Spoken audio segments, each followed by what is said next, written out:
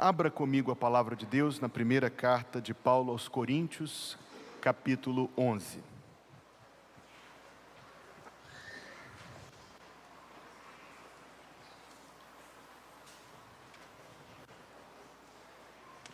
Novamente, a primeira carta de Paulo aos Coríntios. Peço que você abra no versículo 11 e se coloque em pé para lermos versículo 28. Disse eu, primeira carta de Paulo aos Coríntios, capítulo 11, versículo 28, onde lemos: Examine-se, pois, o homem a si mesmo, e assim coma deste pão e beba deste cálice. Leia comigo. Examine-se, pois, o homem a si mesmo, e assim coma deste pão e beba deste cálice. Vamos orar, queridos? Eu vou me colocar de joelhos, se você puder, se você desejar, faça isso também. E em nossa oração, dentre outros motivos, vamos nos lembrar daqueles que convidaremos para o culto evangelístico de domingo que vem.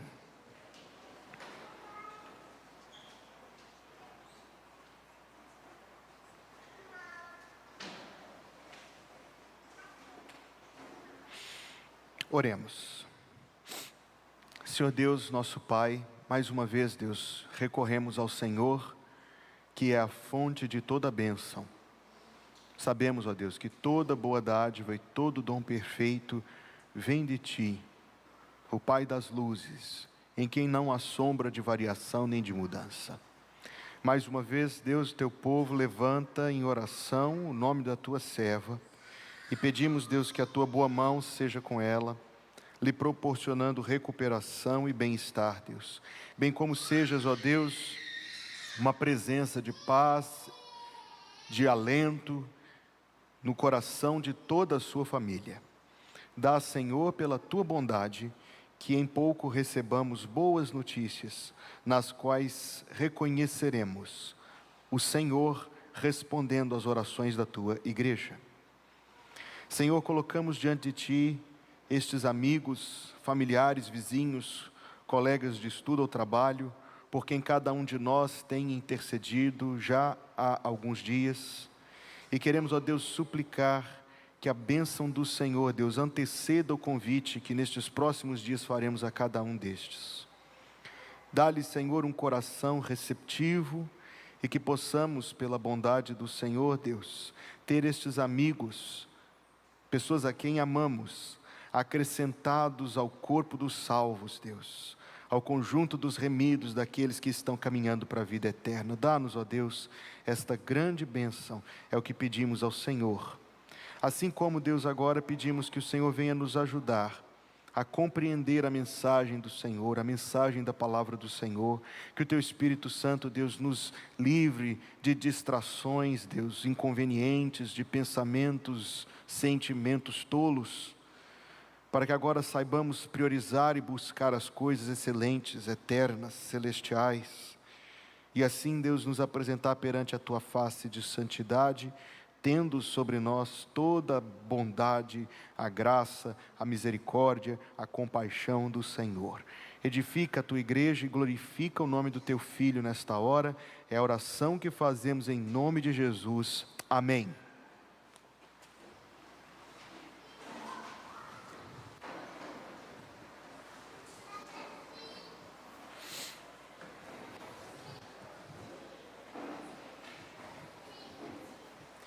Então, amados, a palavra de Deus para nós esta manhã é a que diz: examine-se o homem a si mesmo, e assim coma do pão e beba do cálice.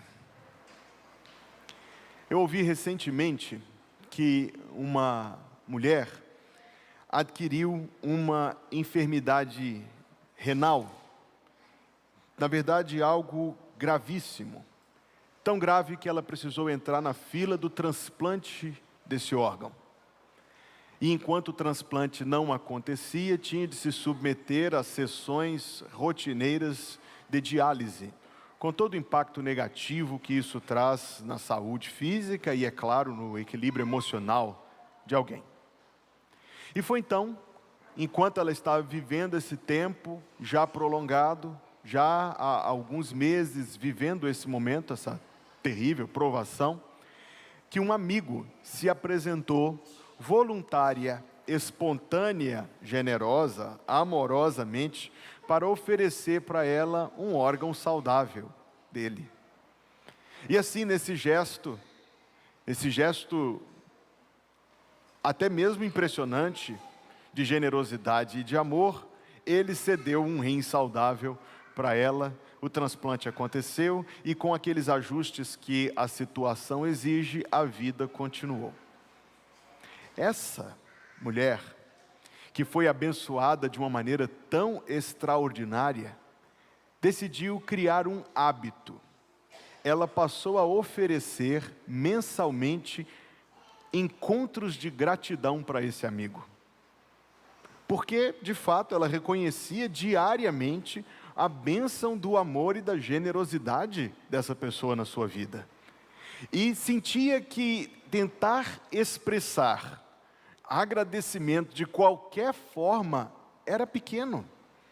Então ela estabeleceu um hábito, regularmente, rotineiramente, encontros, almoços de gratidão, em que eles comiam juntos, e assim ela expressava o quanto tinha aí no coração o reconhecimento, a gratidão pela generosidade do seu amigo. Agora, tente imaginar essa dinâmica. É evidente que não é aquela coisa de uma nota só. Eu estou trazendo aqui para almoçar, para agradecer, até porque a repetição costuma gastar as coisas. Na verdade, o que acontecia é que esses encontros acabaram trazendo não algo repetitivo e superficial, mas a consolidação de uma amizade que se tornou cada vez maior. Uma aproximação que se renovava constantemente, o compartilhamento da vida, a divisão dos fardos que porventura pesam, o externar do amor no sentido mais pleno, mais puro e mais doce dessa palavra. A ceia do Senhor, queridos, não é muito diferente deste episódio da vida de alguém. Nós nos encontramos com Jesus Cristo, e sim, eu reitero isto, porque eu sempre falo disso, diariamente o crente deve dar graças a Deus por sua salvação. Incessantemente o salvo agradece ao seu Salvador pela redenção e pela obra de Jesus Cristo na cruz, mas sem que isso fique uma nota só, uma coisa monotônica, repetitiva, superficial, esvaziada. Quando nós dispomos esta mesa da qual participaremos em breve, nesta manhã, nós estamos nos achegando, claro que uns aos outros, muitas vezes eu ponho ênfase neste sentido, mas estamos também nos relembrando, porque este é o propósito da ceia do Senhor, nos relembrando da maravilhosa, da generosa, da graciosa obra de Jesus Cristo em nosso favor, como que tendo aqui uma refeição, uma ceia de gratidão, que consolida a amizade, que renova a aproximação. Ao sentarmos na mesa com alguém, nós quebramos barreiras e construímos intimidade. Dessa maneira também, quando nós estamos à mesa uns com os outros, mas hoje estou pensando especificamente na nossa ceia com Jesus. Então, especificamente pensando nisto, nós estamos sim nos chegando mais perto dele, renovando e revigorando a nossa amizade, a nossa proximidade, a nossa comunhão com o Santo Filho de Deus, que é o nosso Salvador, o Senhor Jesus Cristo. Agora, observe, entendendo que este é um dos propósitos da ceia, observe novamente esta palavra de orientação que o apóstolo Paulo dá. Examine-se o homem a si mesmo. Quer dizer que faz parte do participar da ceia do Senhor, olhar para dentro do seu próprio coração. Como a gente pratica isso? Normalmente com alguns segundos de soturno silêncio.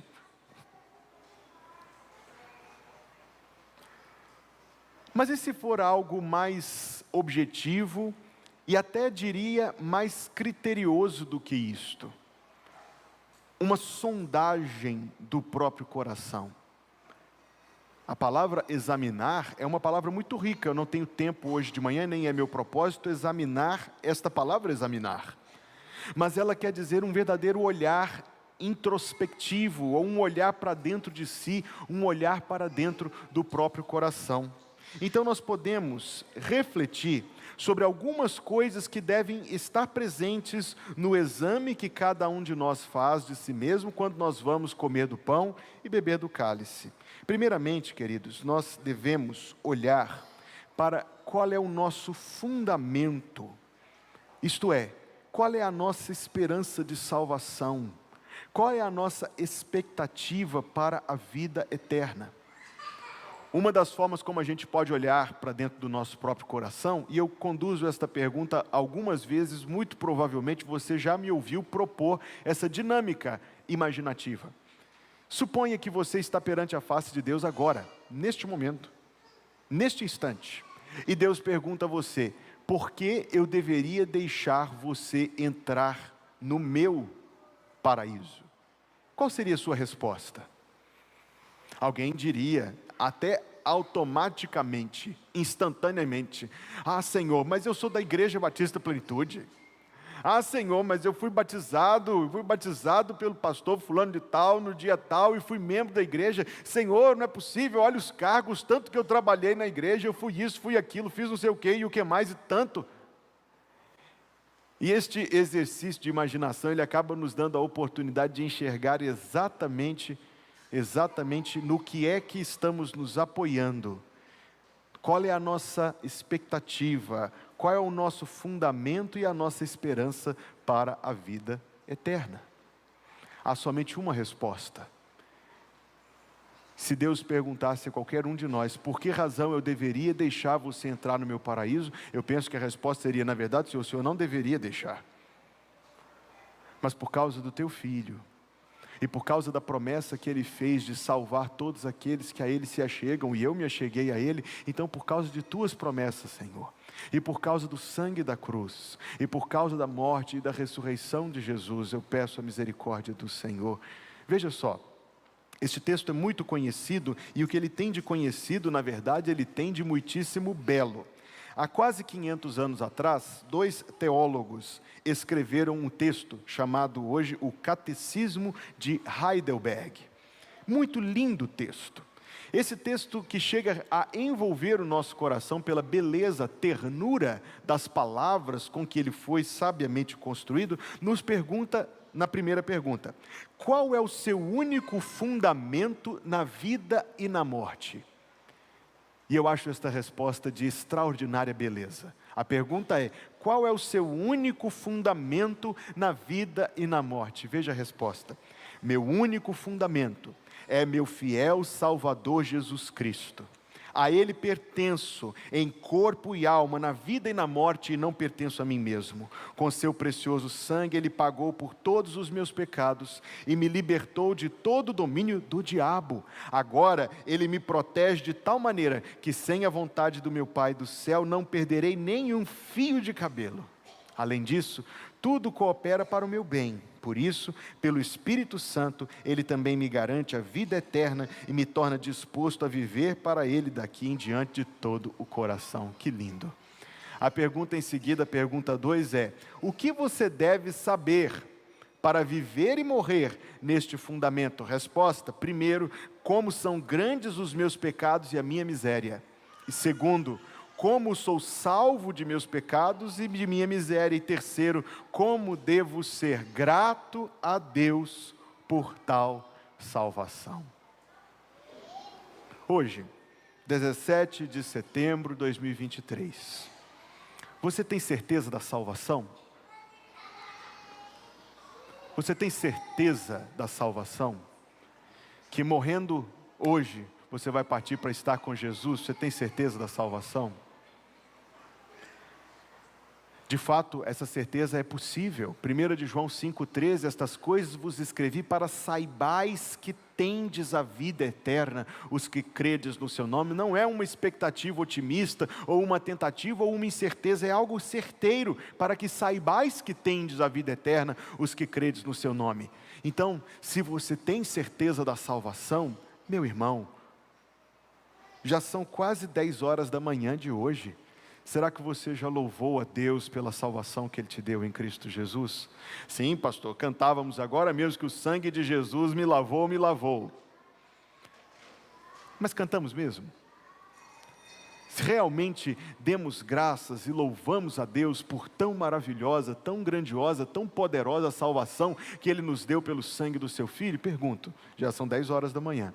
Você já agradeceu hoje a Deus? Dentre todas as coisas, você já agradeceu a Deus pela sua salvação? Por Jesus Cristo, pela cruz, pelo sangue, pelo perdão dos pecados, pela paz, pela vida eterna, pela reconciliação? Você já agradeceu a Deus por estas coisas? Veja que grande disparate, não é verdade? Que a gente tenha coisas tão tremendas, tão poderosas, tão gloriosas, e, no entanto, não tenhamos uma proporcional gratidão. Se você tem certeza, eu digo que uma primeira coisa do autoexame é essa certeza da salvação, e essa certeza da salvação somente em Cristo. Então, se temos esta certeza, nós devemos agradecer, louvar, exultar, e não só, não reter este dom da salvação e esta mensagem do Evangelho só para nós mesmos. Isso, queridos, não podemos fazer. Quarta-feira passada estávamos aqui meditando no Salmo 1, que doce salmo, o Salmo número 1. Mas constatamos juntos ali naquele culto de oração, que o que o Salmo 1 apresenta de coisas maravilhosas a respeito do salvo, ele apresenta de coisas assustadoras em relação aos perdidos. No versículo 4 ele diz: não são assim os ímpios. E uma mensagem como esta, uma afirmação como esta, há de ser recebida com gravidade por nós, amados. Gravidade, eu lhes afirmo. Gravidade que nos fará, primeiro de tudo, perceber que o assunto é sério. E percebendo que o assunto é sério, tentarmos fazer algo em compaixão por aqueles que não conhecem o Senhor Jesus Cristo. É o dever de um salvo. Eu já citei isto aqui, permita-me mais uma vez fazer menção. Eu li algum tempo atrás o comentário de um homem que dizia exatamente isso. E olha que quem escreveu estas palavras foi um ateu. Esse ateu dizia: se você acredita que a pessoa precisa acreditar nesse Evangelho para ser salva, e se você acredita que se a pessoa não acreditar nesse Evangelho, ela vai passar a eternidade numa situação terrível, a lógica de um ateu. Se você acredita nestas coisas, o quanto você precisa detestar alguém para não compartilhar com essa pessoa essa mensagem de salvação. Isto é, assistir de braços cruzados, assoviando, enquanto a pessoa está caminhando rumo a uma eternidade separada de Cristo, sem luz, sem Deus, em terrível condição. Eu sei, queridos, que esta é uma reflexão grave, mas uma reflexão grave que deve ser recebida com gravidade, porque o assunto é sério, mas que deve nos colocar em moção de compaixão. Há compaixão em comprar um medicamento para um doente que não tem condições disso, ou um botijão de gás, ou uma cesta básica. Há uma compaixão infinitamente, estratosfericamente maior em compartilhar com alguém que não é crente, rico ou pobre, compartilhar com alguém que não é crente a mensagem de que Jesus Cristo salva, de que todo aquele que invocar o nome do Senhor será salvo. Examine-se o homem a si mesmo. Examine em primeiro lugar qual é a sua esperança e o seu fundamento na vida e na morte. Em segundo lugar, examine um olhar sincero quanto ao tempo presente de sua vida. No ano de 1990, aquele missionário que morava aqui no Brasil, especificamente lá na cidade de Recife, escreveu um hino que foi introduzido no inário para o culto cristão, um dos inários que nossa igreja adota. Nesse inário para o culto cristão, David Hodges, que era missionário aqui no Brasil, escreveu as seguintes palavras, ouça que palavras belas. É um hino em que na estrofe o Senhor Jesus fala com a igreja e no refrão a igreja responde ao Senhor Jesus. Ele diz: venham à mesa, convida o Senhor, venham lembrar-se de mim, foi por vocês que morri em amor, venham lembrar-se de mim. E então a igreja responde: eis-nos aqui tua ceia a celebrar, para lembrar-nos de ti. Preste atenção, nossa aliança contigo renovar, tudo fazendo em memória de ti. Este versículo, é porque é tão bonito que parece um versículo. Esta poesia tão bonita expressa uma das coisas que acontece na dinâmica da ceia do Senhor. Eis-nos aqui tua ceia a celebrar, nossa aliança contigo renovar. Quando o cristão come o pão e bebe o cálice, especialmente se precedido do devido autoexame, ele poderá encontrar na ceia do Senhor uma oportunidade ímpar. Primeiro, de sondar o seu coração. Segundo, de reconhecer em oração, na presença do Senhor, em oração, os pecados que estão presentes em seu viver. E então buscar e obter do Senhor o perdão desses pecados. Não deveríamos, queridos, não deveríamos ter o privilégio de usar a ceia do Senhor dessa maneira, renovando nossa aliança, nossa comunhão, nossa felicidade em Cristo. Não deveríamos ter esta oportunidade e deixar tal oportunidade passar. Então faça sim reflexão válida, reflexão oportuna sobre a consagração da sua vida e o seu exercício de piedade. Seja aí bem específico sobre o seu envolvimento com a igreja, se é adequado ou se você tem sido omisso nesta área de sua vida. Sobre sua vida de oração, o tempo que você experimenta, o tempo que você reserva para ter comunhão com Jesus Cristo. Ah, pastor, mas que a vida é tão difícil, essa dinâmica, a gente corre daqui para lá. É claro que sim, queridos. O que requererá de nós fazer escolhas. E quando escolhemos estar com alguém, é porque esta pessoa é importante para nós, afinal, reservamos o tempo para isto. E quando reservamos o tempo para estar com o Senhor, aos pés dEle, em oração, estaremos dizendo: Jesus, Tu és tão importante para mim, que eu estou dizendo não para isto, não para aquilo, não que seja para televisão, ou não para tempo em rede social, o que for, para que eu possa ter esse tempo com o Senhor. 15 minutos por dia, irmão, 15 minutos em oração, 15 minutos de leitura da Bíblia, e você poderá começar a construir algo que vai fazer uma diferença tão positiva em sua vida.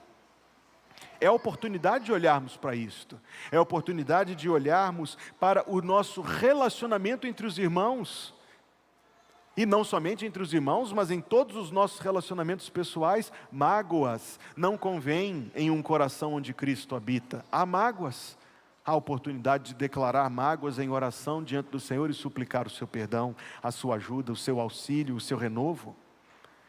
Por vezes pode ser que alguém se encontre ressentido por uma situação da vida. Ah, eu não queria estar vivendo isso, eu queria que Deus tivesse me poupado, eu queria que Deus tivesse me privado de viver tal dilema, tal drama. Então nós podemos, e existe uma maneira correta de olhar para estas coisas em oração, colocar isso diante de Deus e dizer: Senhor, estou vivendo tal dor, pesa sobre mim este fardo, aquele fardo, mas sei que o Senhor pode me ajudar. E nós transformaremos o ressentimento em confiança. Confiança em Jesus. Devemos, amados, examinar a nós mesmos quanto à santificação do nosso caráter. Olhe para você mesmo 12 meses atrás e procure ver se nos últimos 12 meses você cresceu espiritualmente, em santificação, em comunhão com o Senhor. Se você conhece a Bíblia e o Senhor Jesus um pouco melhor que 12 meses atrás. Se você ora um pouco melhor do que 12 meses atrás. Se você está um pouco mais santo do que 12 meses atrás. Certamente eu espero, minha Esperança sincera é que ao olhar para o seu próprio coração em contraste com um ano atrás, ninguém encontra que tenha recuado, mas avançado, se não muito, pelo menos um pouco. Acredito sim, Provérbios 4:18, o caminho do justo é como a luz da aurora, que vai brilhando mais e mais até ser dia perfeito. Preciosíssimo versículo, preciosíssimo versículo que nos traz até esperança, porque ele aponta para o nosso crescimento em Cristo, aponta para a nossa subida na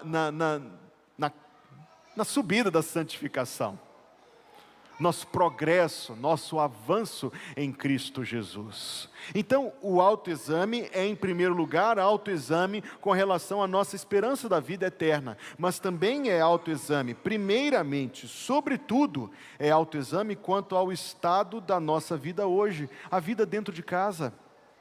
Queridos irmãos, meus irmãos em Cristo, varões, maridos e pais, os irmãos sabem, eu penso que sabem e que estão conscientes de quanta responsabilidade o Senhor deposita sobre vocês como responsáveis pela condução de sua família. O autoexame é a oportunidade disto, da condução de suas esposas, da condução de seus filhos. Minhas irmãs, ao Senhor aprouve designar-lhes o dever e o papel de serem auxiliares de seus esposos.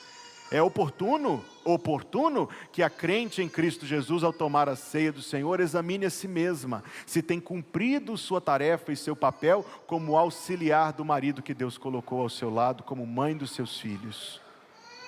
Examine-se o homem a si mesmo, examine quanto ao lar, examine quanto à igreja, examine quanto às relações individuais com os irmãos, examine o seu próprio coração, se você tem confiado em Deus, na proporção da confiança que Deus é digno de receber de você. Sem sombra de dúvida que nossa hesitação em confiar nas promessas é uma forma muito verdadeira, como infelizmente nós desonramos nosso Senhor.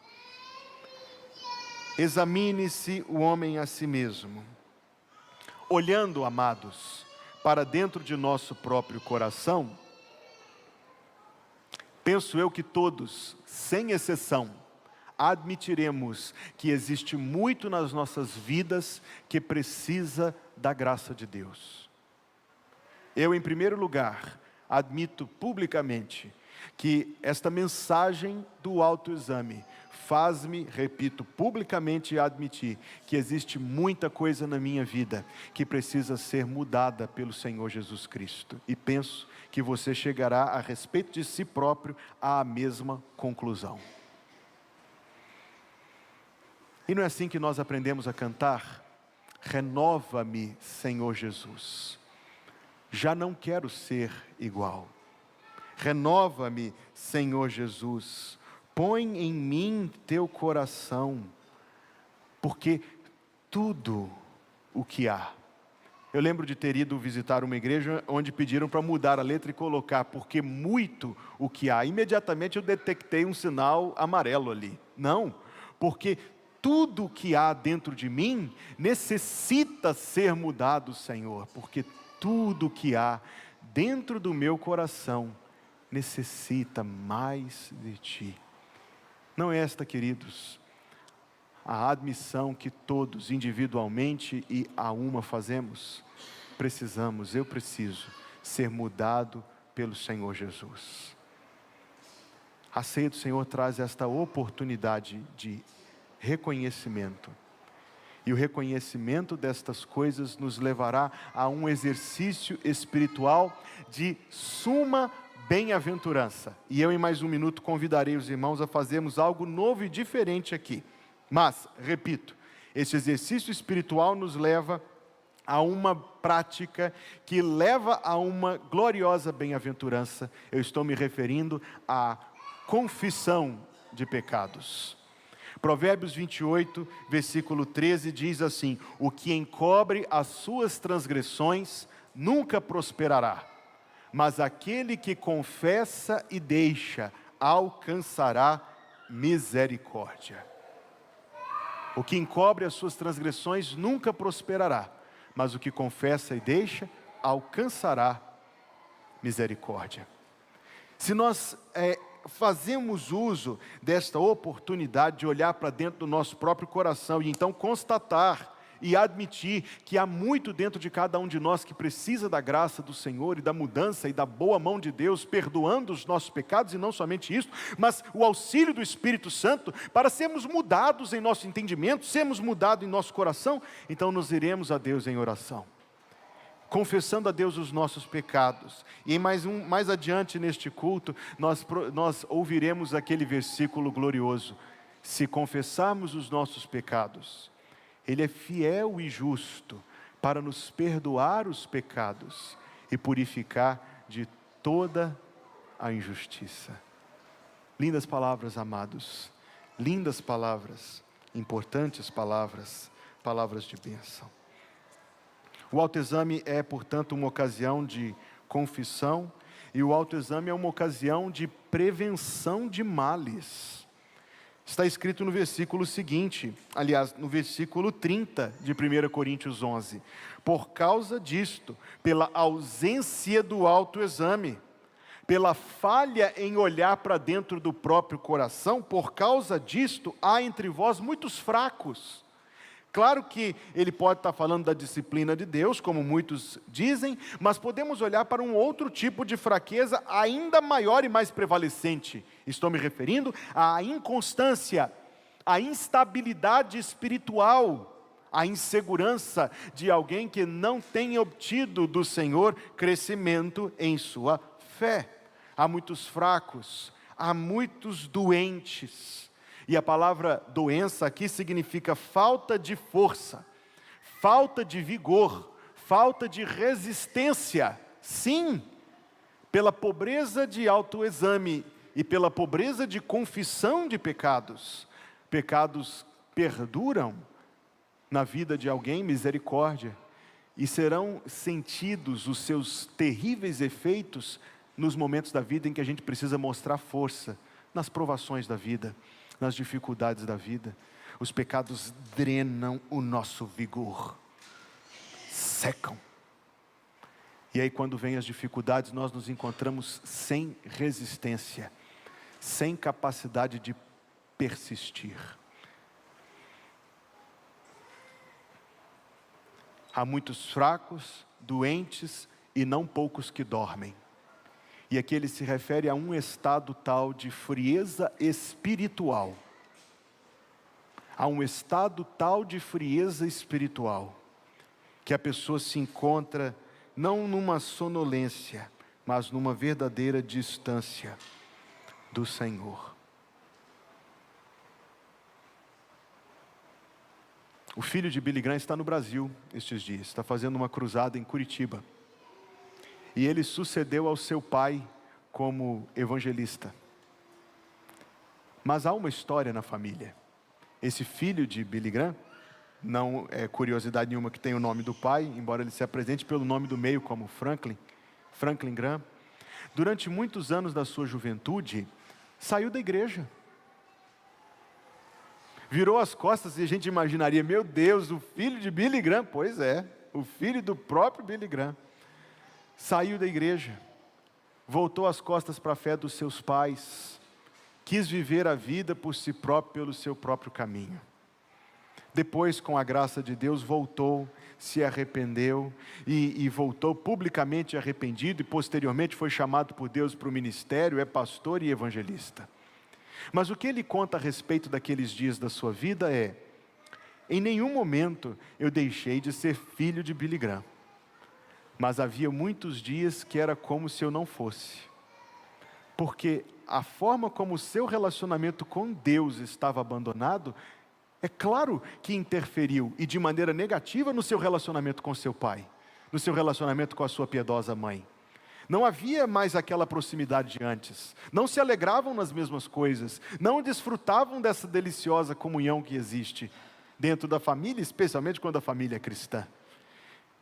Então ele disse isto: nunca deixei de ser filho de Billy Graham, mas havia momentos que era como se eu não fosse. O adormecimento espiritual é uma condição muito triste na vida de um crente. Não deixa de ser filho de Deus, mas é como se não fosse.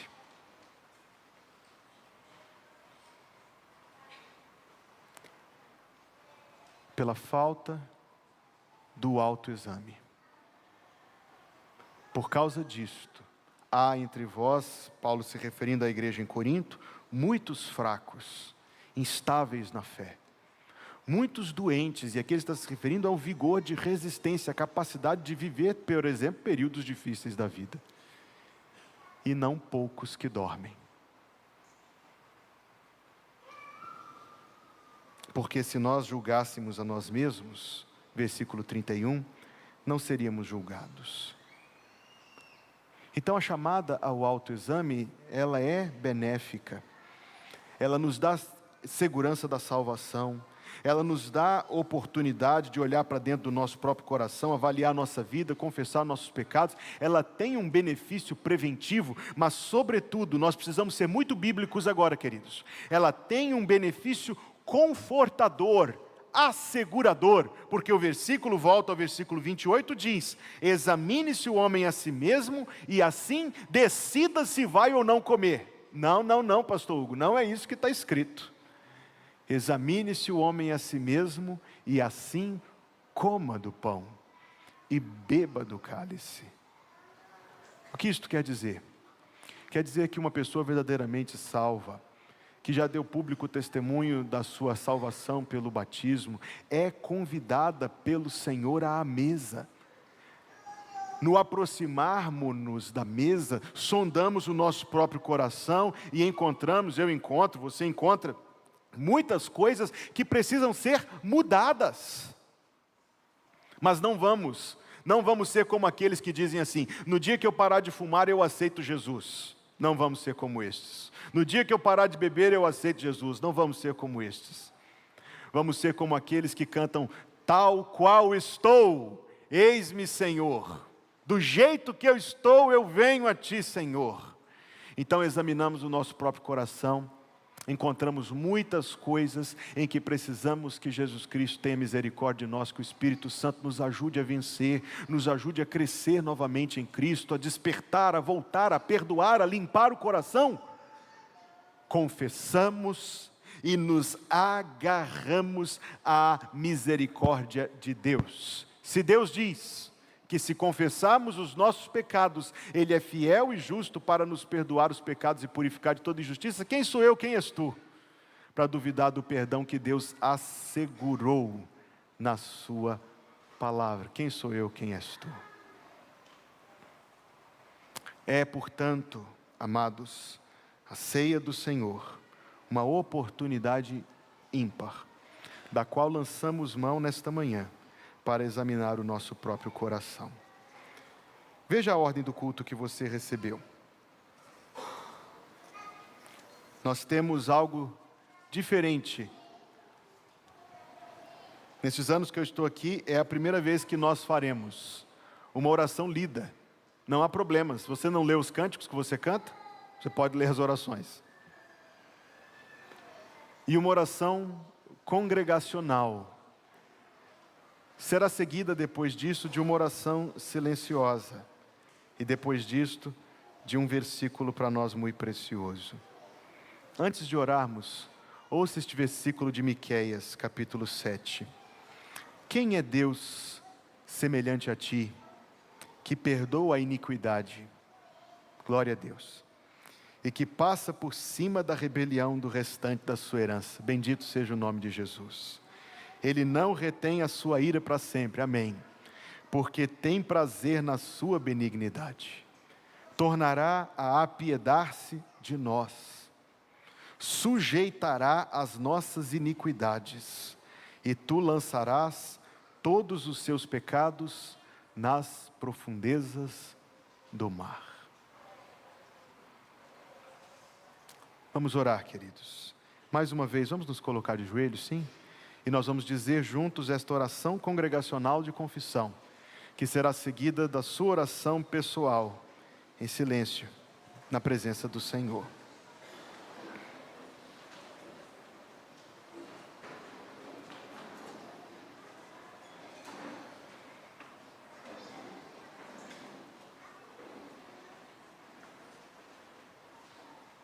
Vamos fazer juntos esta oração. Misericordioso Deus, Confessamos que temos pecado contra ti em palavras, pensamentos e ações, no que temos feito e no que temos deixado de fazer. Não temos amado a ti sobre todas as coisas. Não temos amado nosso próximo como a nós mesmos. Na tua misericórdia, perdoa nossos pecados. Corrige o que somos, dirige o que seremos, para que tenhamos prazer em tua vontade e andar em teus caminhos para a glória do teu santo nome. Em silêncio, cada um de nós, fale com Deus.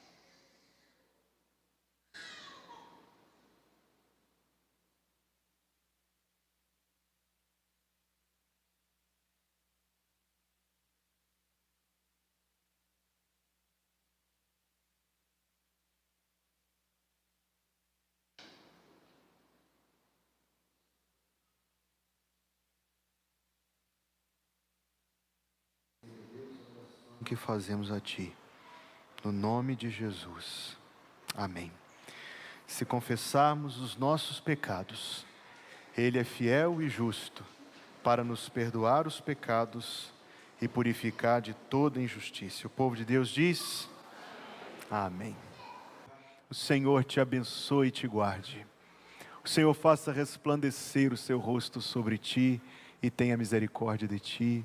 O Senhor sobre ti levante o seu rosto e te dê a paz, em nome de Jesus. O povo de Deus diz: amém.